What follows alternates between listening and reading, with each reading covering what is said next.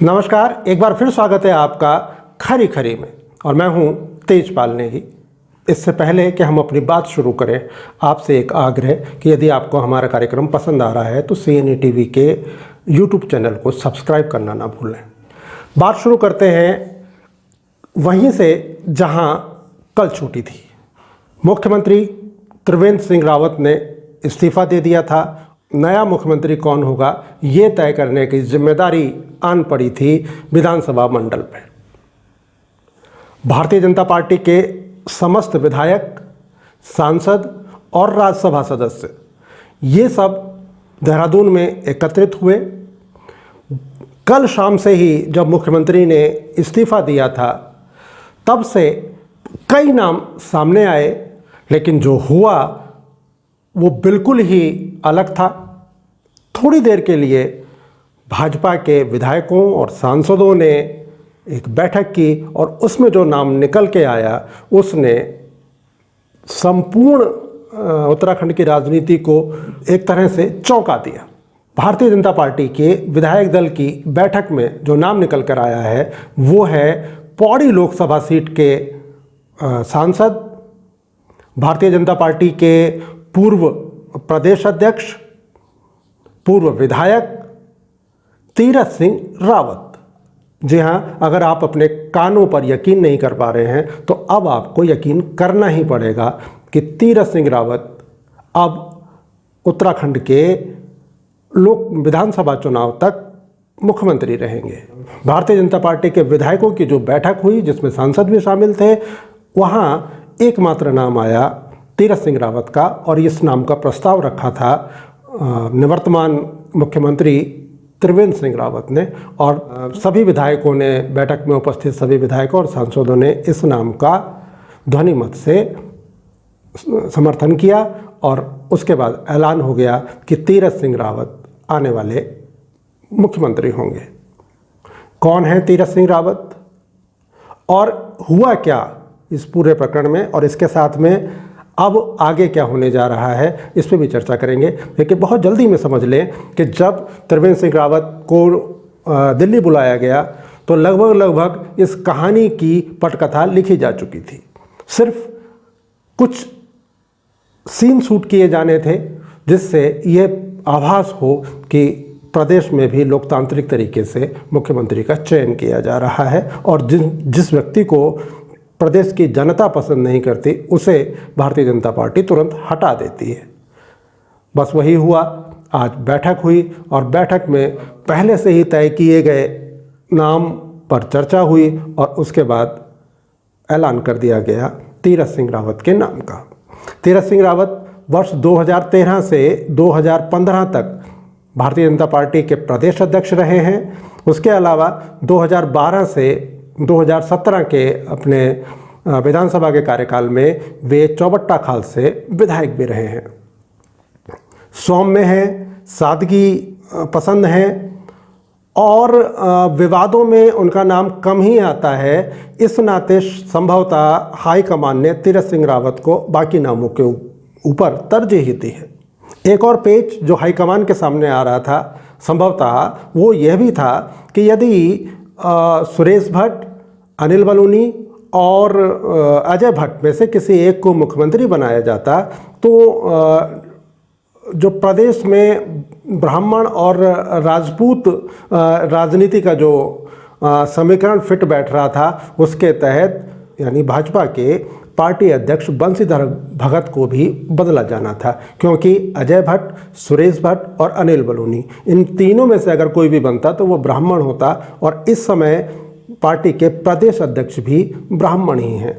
एक और चीज़ जो सामने आ रही थी कि यदि धन सिंह रावत को बनाया जाता है तो एक उप मुख्यमंत्री भी बनाया जाना था, लेकिन धन सिंह रावत के साथ में फ़ायदा ये था भारतीय जनता पार्टी को, उन्हें उपचुनाव की बाध्यताओं से मुक्ति मिल जाती। लेकिन अब जब तीरथ सिंह रावत का ऐलान कर दिया गया है, ऐसे में प्रदेश में एक नहीं दो उपचुनाव होंगे। एक होगा लोकसभा का जहां से पौड़ी सीट पर तीरथ सिंह रावत सांसद हैं, उन्हें अपना पद छोड़ना पड़ेगा तब वो मुख्यमंत्री बनेंगे। और साथ में उन्हें एक विधानसभा सीट से भी 6 महीने के अंदर विधायक का चुनाव जीतना होगा।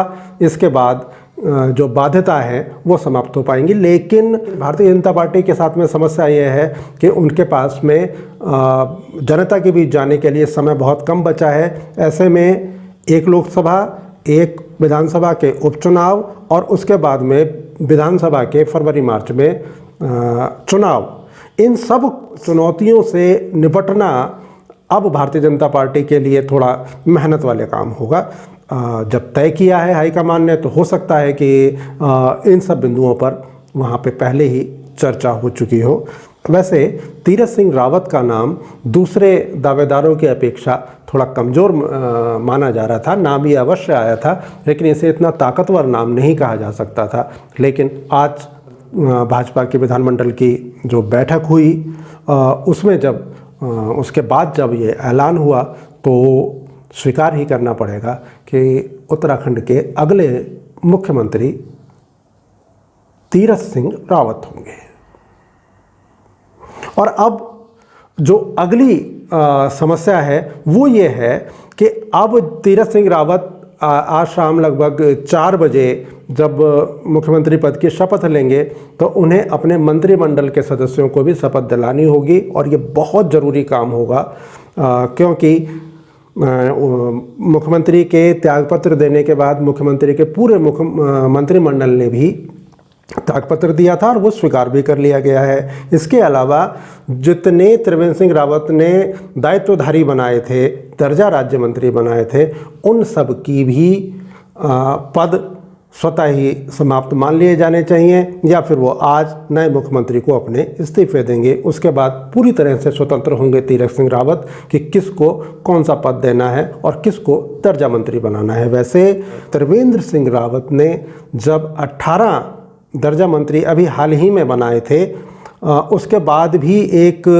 पार्टी कार्यकर्ताओं में, पार्टी के पुराने नेताओं में एक नाराज़गी देखने को मिली थी। तो तीरथ सिंह रावत के साथ में उनके सामने ये चुनौती होगी कि वो दर्जा मंत्री का पद अब किसे और कैसे बांटते हैं।